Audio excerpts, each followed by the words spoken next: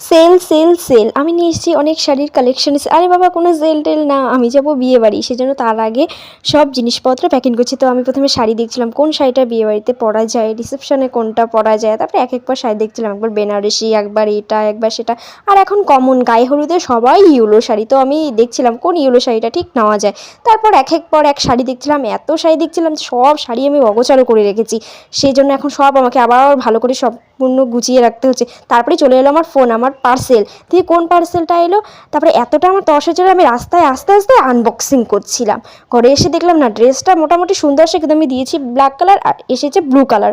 যাই হোক, তারপর আমি বাকি শাড়িগুলো সমস্ত কিছু গুছিয়ে রাখলাম। গুছিয়ে রেখে আমি একটু ট্রাই করছিলাম যে ড্রেসটা আমার হয় কি না। দেখছি এই প্রথমবার আমার একটা ড্রেস একটু মানে সম্পূর্ণ ঠিক হলো, খালি হাতের চাপে একটু ঢিলা হলো, সম্পূর্ণ ঠিক। তো এইভাবে আমি একটু ভিডিও টিডিও করে নিচ্ছিলাম। আর কিন্তু আমার বোন এখানে আমার ড্রেসটা পরে কয়েকটা ছবিও তুলে দিচ্ছিল। তো এরকম ছোটো ছোটো মিলগুলো দেখার জন্য চ্যানেলকে অবশ্যই সাবস্ক্রাইব করে দেবে। Bye bye.